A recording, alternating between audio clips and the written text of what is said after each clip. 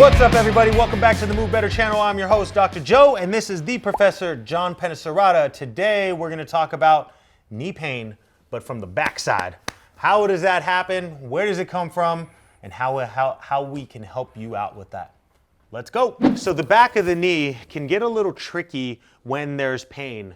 There could be a variety of different diagnoses that can happen or that we can come up with, but it is important for you guys to get assessed and checked to make sure that it is what it is that we're talking about here today.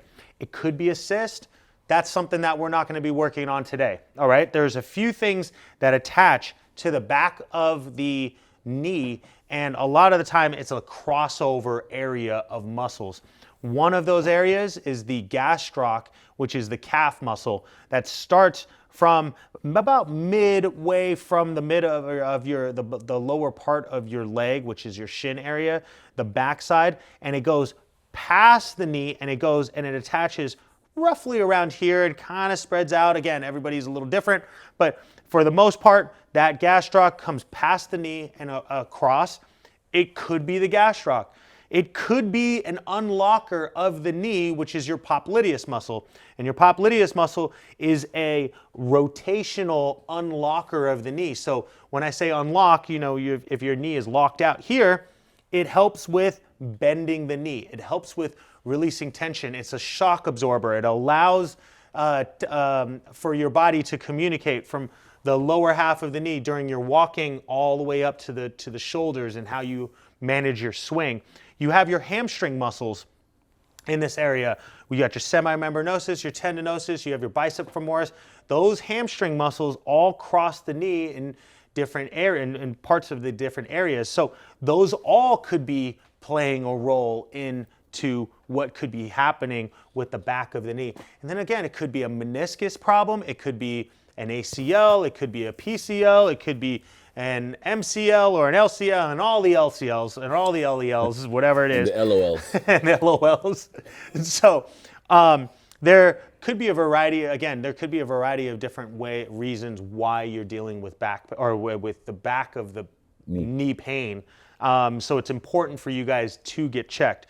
So today, we're going to just do some releasing of tension in that area starting with a foam roller and a lacrosse ball. So let's go ahead and get that to go first. So in this case, what we're going to utilize first is a softball. Now, I'm utilizing a softball because it's a little bigger. I need a thicker ball for us to be able to approach the thick muscles behind the knee.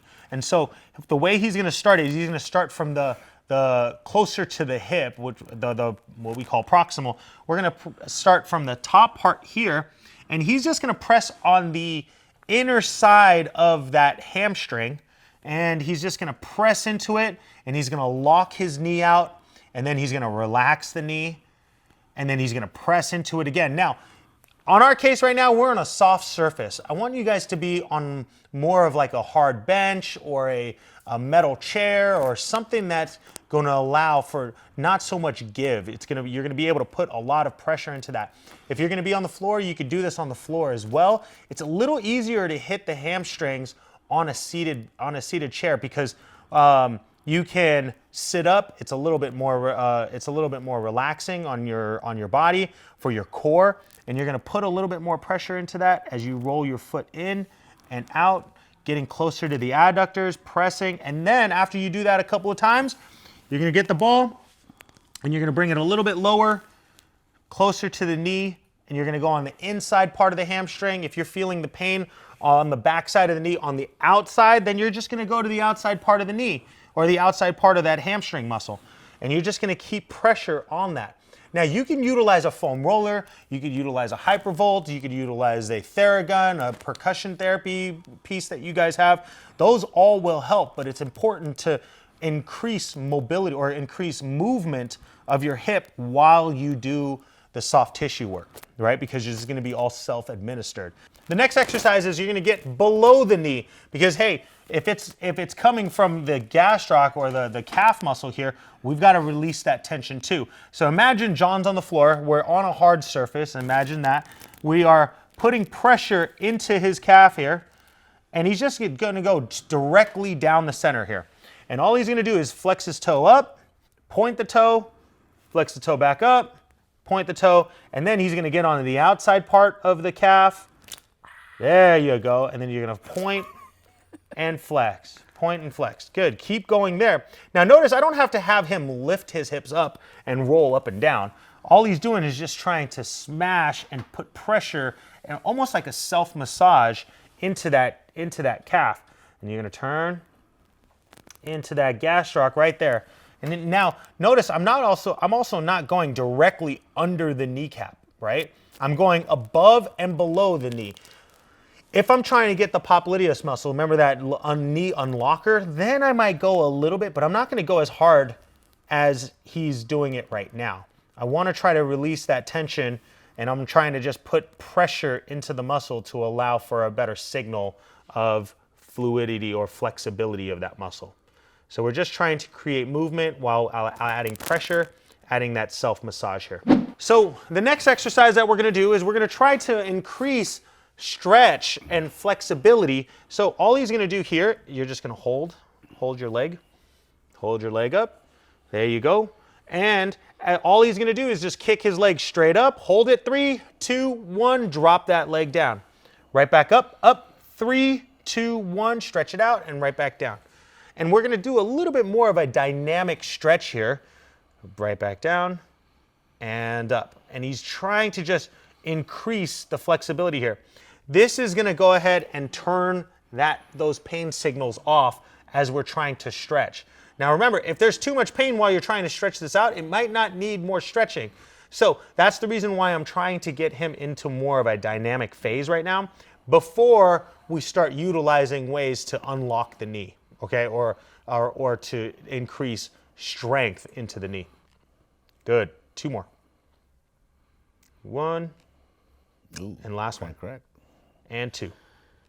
Ooh. Perfect. Now we're going to try to get some activation and movement of the knee. So I'm going to have you sit on up, and you're going to turn and face the mirror, or you're going to turn and face the camera here, and you're going to sit all the way back, right there.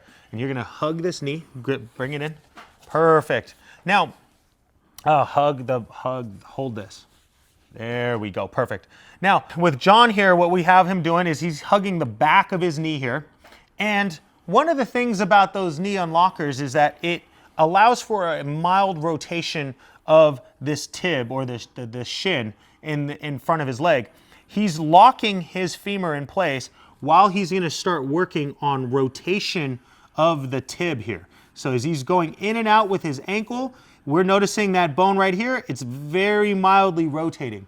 Now, the goal is just to increase a little bit of rotation. I don't know naturally how far his rotation is, and we don't have anything that's going to allow for us to measure his rotation of his shin.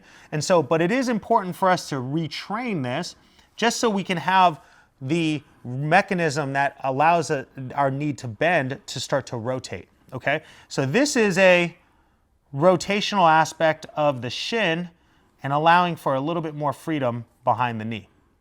All right, and you're going to do this for about a minute to a minute and a half, just working on internal, external rotation here. And so the last exercise here, now, if you guys don't have a stability ball at home or a yoga ball at home, you guys can simply just do this on your bed. If your bed's low enough or high enough, if your legs are around this area, sometimes if you're on your bed and you're on the floor, your feet might be a little bit higher, which is okay. You can put your feet on a couch, on a chair, anything that's going to allow you to be able to sit at somewhat of a 90-degree angle here. Now, if you want to make it harder for yourself later on, you're going to go ahead and straighten your legs out a little bit more here as we do these hip bridges. But for him right now, bend your knees. We've got to work on the knee bending mechanisms, right? And so we're going to utilize the gastroc or the calf and the hamstring in order for him to lift his hips up off the ground. So you're just going to push straight up. Perfect. Hold it right there. And all he's doing is pushing his heels down into the ball. Now, if I wanted to get the gastroc into it, I'm just going to have you, keep your knees there. I'm just going to point your toes. Point your toes. Now we're starting to work on gastroc activation as he's going forward and back here. You feeling that burning right there? Sir. Behind the knee. And again, we're trying to utilize activation and isometric activation of the knee. Notice it's staying still here to decrease the pain. So for that exercise, I just want you guys to do that for about 2 to 3 sets. Remember, it should be pain-free. We should be activating these muscles. Now, if it's more of a tendonitis, we might have to go into the pain in order to decrease the pain. But in his case right now, that wasn't painful, correct? No. And all we're trying to do is just activate those areas that we know are stiff and need a little bit more fluidity in order to bend the knee and increase or decrease your pain. Thanks again for joining us on another episode of the Move Better channel, you guys. Try these exercises out, see how they feel, comment down below, subscribe, like, share it to anybody who's feeling some discomfort behind that knee. We're here to help you guys out. We'll see you guys on the next video. Thanks, guys.